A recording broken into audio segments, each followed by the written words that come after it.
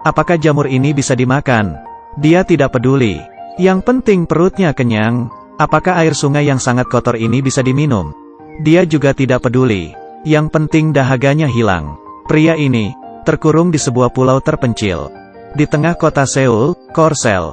Seharian, di sekelilingnya hanyalah air sungai, dan ia tidak bisa berenang. Sekali nyebur rasanya seperti ingin mati. Di atasnya ada sebuah jembatan, namun tiang jembatan yang curam tentu membuatnya tidak bisa keluar. Lalu mengapa ia bisa terjebak sampai di sini? Kemarin, ia berada di sekitar jembatan itu, mencoba untuk bunuh diri.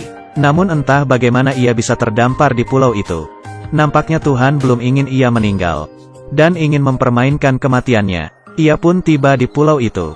Malah sekarang ia tidak ingin mati. Setidaknya karena ia terperangkap di sana. Ia tidak perlu melunasi utangnya yang banyak. Handphonenya juga rusak tercebur air. Tidak ada yang bisa mencarinya. Tak apa meskipun diare. Tak apa meskipun menderita. Siapa takut akan semua itu? Dia mengambil kayu untuk menyalakan api. Setelah mencoba selama setengah jam, ia menyerah. Kemudian menyalakan rokok dengan pemantik, dan beristirahat. Ternyata di pulau itu, banyak sampah yang dibuang orang tidak bertanggung jawab dari atas jembatan. Banyak peralatan sehari-hari. Ia pun menarik sebuah perahu bebek terbengkalai, lalu mengisi bagian dalamnya dengan rumput. Sekarang ia memiliki ranjang. Tak perlu ditanya, pasti lebih lembab daripada kamar kos. Namun pria itu mulai gusar. Setelah makan jamur hidup untuk sekian hari, ia merasa sangat hambar. Dia ingin makan daging. Namun, setelah berburu ikan, menangkap burung, memanjat pohon, tak satu pun yang ia dapat. Dirinya yang malang, hanya bisa menikmat jamur hambar itu. Sampai suatu hari, ia keramas di pinggir sungai. Saat sedang keramas, muncul beberapa ikan mengapung di permukaan sungai. Ternyata mereka keracunan sampo pria itu. Akhirnya, malam itu ia pun bisa makan ikan bakar. Meski ada sedikit rasa samponya, namun ia tetap memakannya dengan lahap dan puas. Bahkan sampai ke tulang-tulangnya. Tengah malam, ada seekor burung diam-diam memakan tulang ikan sisanya. Paginya ia melihat burung itu telah mati keracunan. Baiklah, burung bakar nampaknya lezat juga. Meski tak ada rasa asin dari garam, namun ia masih bisa merasakan rasa dari ikannya. Hidupnya semakin hari semakin borjuis. Beberapa waktu pun berlalu. Hidupnya semakin bergaya. Ia bahkan menggunakan buah pinus untuk bermain golf. Permainannya para konglomerat. Hari itu di hutan, ia menemukan sebuah benda. Sebuah bungkusan mie kacang. Ia melihat gambar mie kacang di atas bungkus itu. Muncul sebuah hasrat dari dalam lubuk hatinya. Dia ingin makan mie kacang. Setiap tidur ia selalu bermimpi tentang mie kacang itu. Wah, aroma dari mie itu benar-benar membangkitkan selera. Setelah terbangun, ia bertekad untuk membuat mie kacang.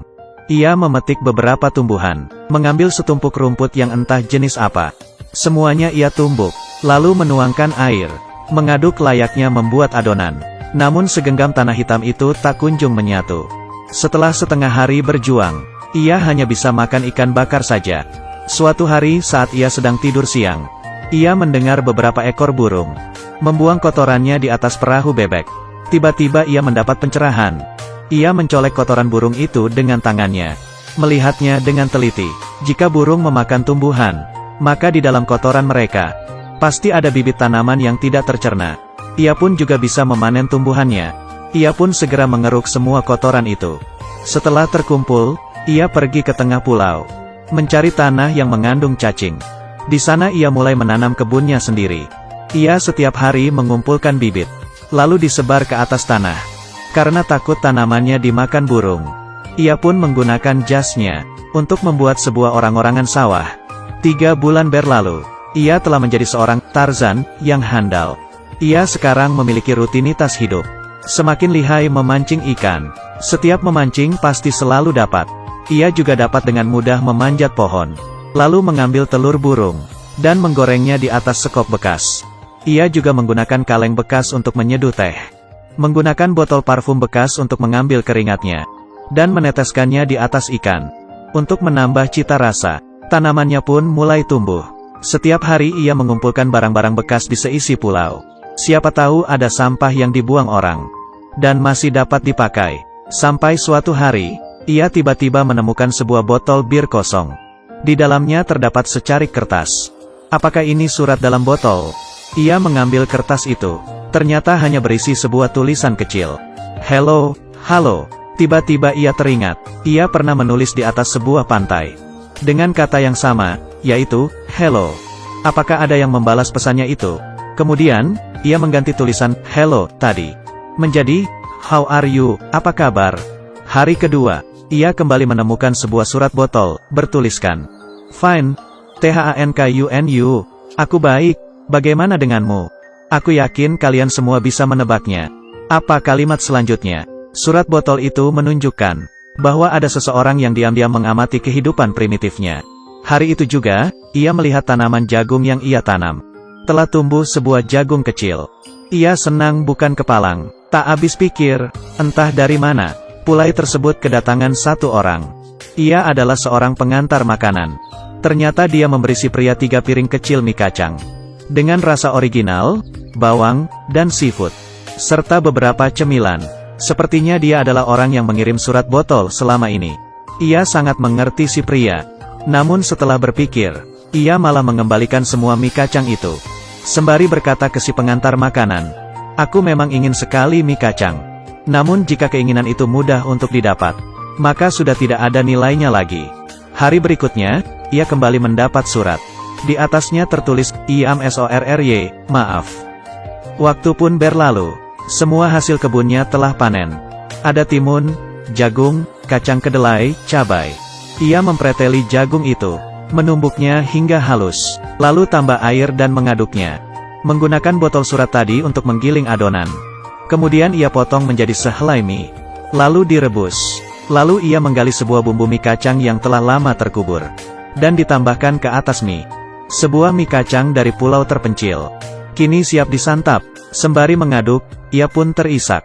Dan setelah menyantap mie buatannya, air matanya pun mengalir. Keinginannya pun terwujud sudah. Sembari makan, pria itu menangis terharu. Selama ini ia merasa bahwa apa yang ia lakukan selalu gagal. Namun sekarang, ia berhasil mewujudkan sebuah mukjizat yang hebat. Saat itu juga, dari kejauhan, seorang wanita menggunakan lensa kameranya, mengabadikan momen mengharukan pria itu. Wanita itu adalah sahabat jauh dari si pria. Dia sudah 3 tahun tidak keluar dari rumahnya. Kamarnya yang remang-remang, terisi penuh oleh sampah. Hidupnya benar-benar tidak lepas dari rumah. Ia bangun jam 8 pagi. Sarapan makanan kaleng dengan 172 kalori. Jalan 3000 langkah di depan dinding. Jam 9 buka komputer dan online. Jam 12 setelah ibunya keluar rumah. Lalu ia pergi mandi. Siang hari ia menyantap sebuah roti dengan 525 kalori. Kemudian berjalan 6000 langkah. Lanjut online sampai malam. Kemudian tidur jam 9. Setiap hari ia tidur di atas tumpukan bubble wrap. Ranjangnya berada di dalam lemari. Kadang saat ibunya bertanya mau makan apa, dia menjawabnya melalui SMS. Lalu ia kirim ke ibunya. Masakan ibunya diletakkan di depan kamarnya. Setelah ibunya pergi, barulah ia mengambil makanan itu. Ia juga memiliki sebuah kamera yang sangat panjang. Di Seoul, setiap tahun diadakan latihan pertahanan udara 2 kali. Dan saat itu semua mobil yang melintas harus berhenti. Wanita itu menggunakan kameranya untuk melihat keluar. Itu adalah rasa penasarannya terhadap dunia luar belakangan ini.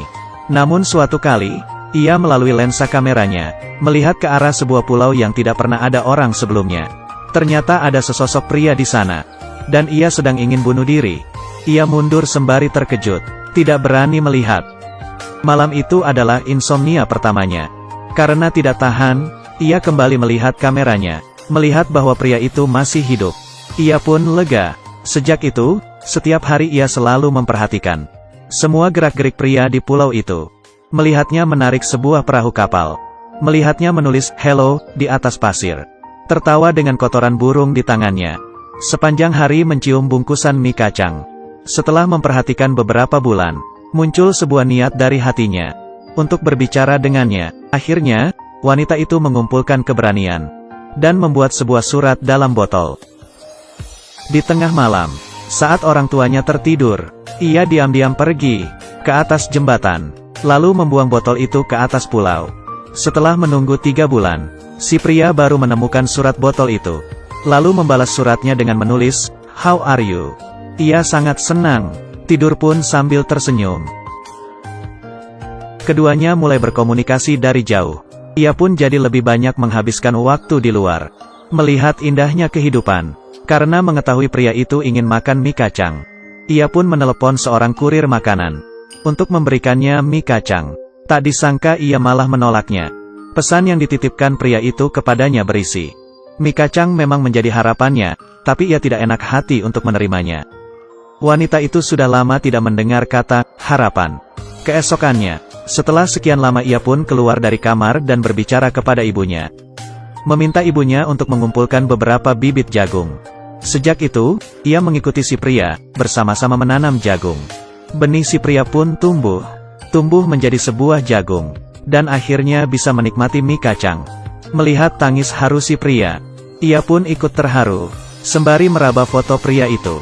Malam itu ia tidak tidur di dalam kamar. Ia tidur di bawah sinar bulan. Hidupnya semakin bercahaya, sampai suatu hari, pria itu menulis kembali di pasir. "Who are you? Siapa kamu?" Pria itu ingin berkenalan dengan dirinya.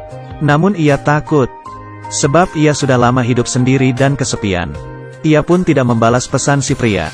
Hari berikutnya, si pria mencari surat botol itu kemana-mana. Namun ia tidak menemukannya. Ia pun menulis kata, "Why? Mengapa?" Wanita itu melihatnya, sangat tidak senang.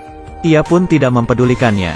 Pada malam beberapa hari berikutnya, badai melanda Seoul. Pria itu dilanda bencana. Ia ingin menyelamatkan kebunnya, namun semua tanamannya habis terseret air. Air sungai pun meluap, menyeret perahu bebeknya. Bahkan tempat tidurnya pun lenyap. Hari kedua, si wanita tidak tahan untuk terus menghindar darinya. Ia pun melihat tampang si pria yang telah kehilangan semua miliknya. Ia menjadi sedih. Saat itu juga, sekelompok petugas kebersihan muncul di pulau itu, dan ingin membersihkannya. Setelah melihat si pria, mereka menyuruh si pria untuk meninggalkan pulau itu. Pria itu tidak mau. Setelah berkejaran, petugas kebersihan yang berjumlah banyak itu akhirnya berhasil menangkap si pria. Mereka tidak mempedulikan tangisannya, tidak mendengar semua permohonannya, memaksanya untuk mengenakan baju, lalu membawanya pergi. Melihat ekspresi putus asa pria itu, sebelum meninggalkan pulau, si wanita tiba-tiba tergerak untuk menyelamatkannya. Kini hatinya bersemi cinta, dirinya pun tidak takut lagi. Dia membuka pintu rumah, lalu pergi keluar. Langkah kakinya bagaikan seekor kuda yang berlari bebas. Sementara itu, si pria ditelantarkan di pinggir jalan, sendirian. Ia adalah raja di pulau itu. Namun di tengah masyarakat, ia adalah seorang gelandangan yang hina. Ia melihat sebuah gedung berlantai 63. Di sana pernah menjadi tempatnya untuk mengakhiri hidup. Ia pun menaiki sebuah bus, kembali pergi ke gedung itu. Ia mengambil dompet lamanya, menempelkan kartu di mesin, dan ternyata berhasil. Ia pun menangis sambil tersenyum. Sedangkan si wanita masih terus berlari, melihat jejak sepatu pada botol. Mendengar dari orang sekitar, ia tahu bahwa di dalam sebuah bus, ada seorang lelaki gelandangan yang aneh. Ia pun mengejar bus itu. Namun bus itu telah jalan. Ia tidak bisa mengejarnya, hanya bisa terhenti lalu menangis. Ia tidak berhasil menyelamatkan pria itu, dan tidak ada orang yang bisa menyelamatkan dirinya. Ia pulang sambil menangis, berjalan seperti mayat hidup. Tiba-tiba, alarm pun berbunyi. Ini adalah latihan pertahanan udara. Dan saat pelatihan, semua mobil harus berhenti. Dia pun kembali, memunculkan raut wajah tersenyum, dan mengejar pria itu lagi. Akhirnya, ia berhasil naik ke bus itu. Di tengah penumpang yang tercengang melihatnya, ia melihat sosok pria itu yang sedang berlinang air mata. Ia berjalan perlahan menuju pria itu. Berbicara padanya, ia menggunakan bahasa Inggris memperkenalkan dirinya. Lalu bertanya pada si pria, "Who are you? Siapa kamu?" Mendengar perkataan itu, si pria pun tahu bahwa ia adalah sosok yang selama ini bertukar surat dengannya. Pria itu melihat wajah si wanita. Ia pun tersenyum. Setiap manusia memiliki sebuah pulau kecil di hatinya. Mungkin ada kalanya pulau itu terisi penuh oleh sampah. Ada kalanya dilanda badai ganas. Namun jika kamu menanam pulau itu dengan bunga, maka percayalah, suatu hari, malaikat pun akan terharu. Setelah menyaksikan sampai sini, apa tanggapan kalian terhadap film ini? Aku tunggu komentar dari kalian. Buat yang suka jangan lupa like, ya.